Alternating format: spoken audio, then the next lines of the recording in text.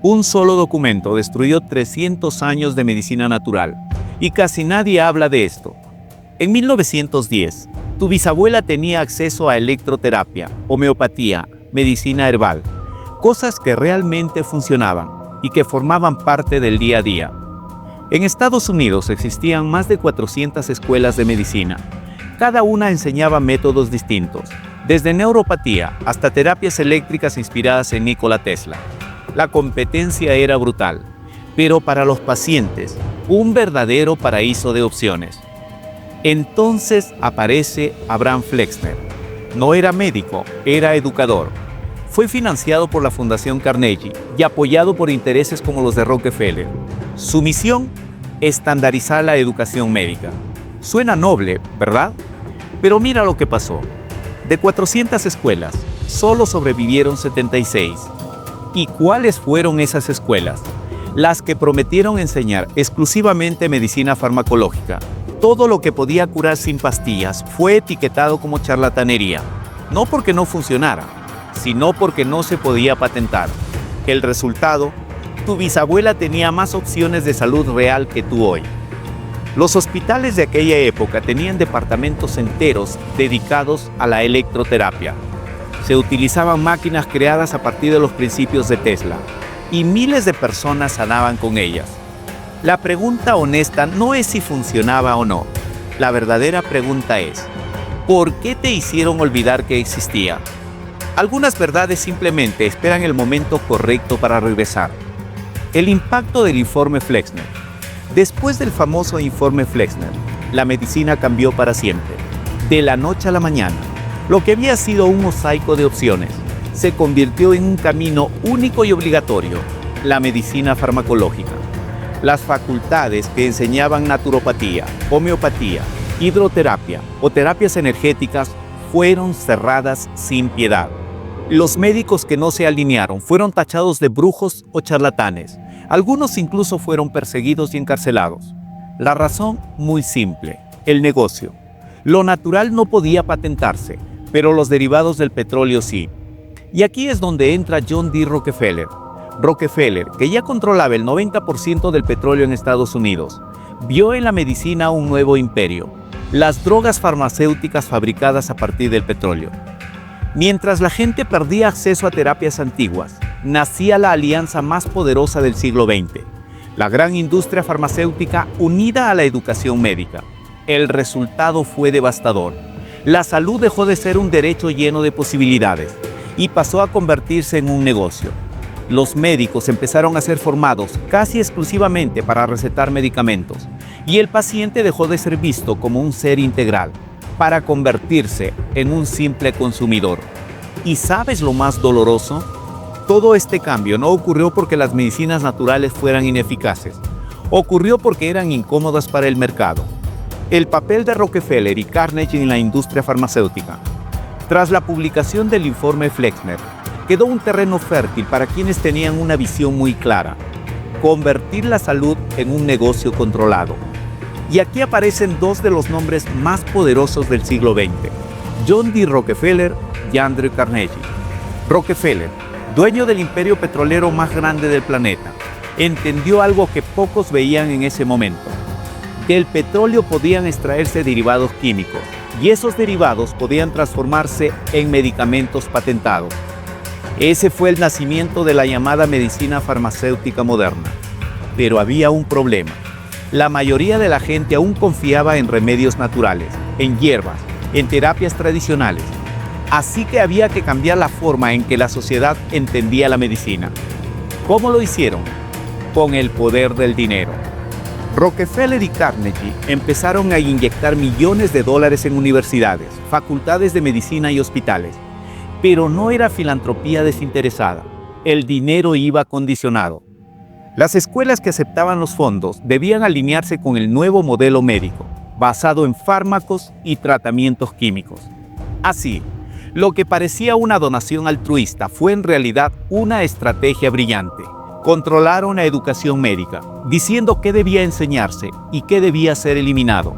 Crearon un ejército de médicos formado para recetar pastillas y no para buscar la causa real de las enfermedades. Y poco a poco, convirtieron la medicina en una industria dependiente del laboratorio farmacéutico. El poder de Rockefeller no se limitó a la industria. También creó fundaciones, institutos de investigación y hasta financió campañas publicitarias que presentaban la medicina química como el único camino científico. Mientras tanto, cualquier terapia natural era ridiculizada y marginada como charlatanería. En pocas décadas, el control era absoluto.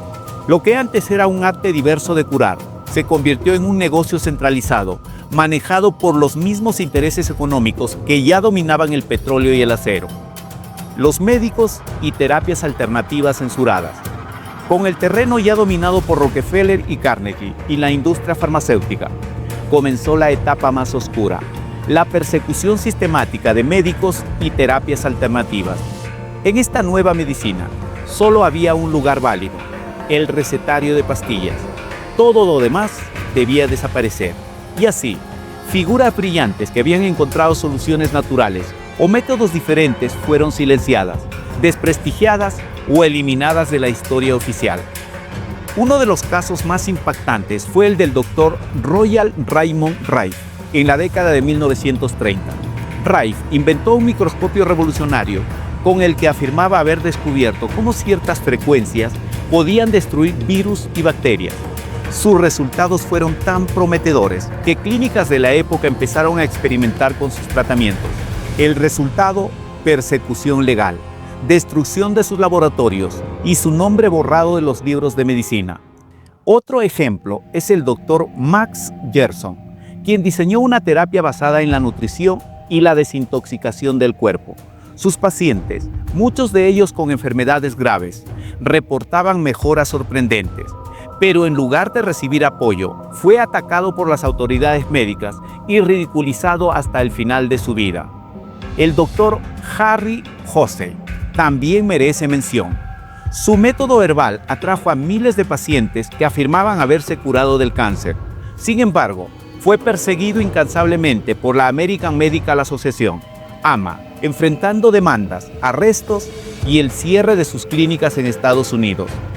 Estos no fueron casos aislados. Se trató de una campaña global.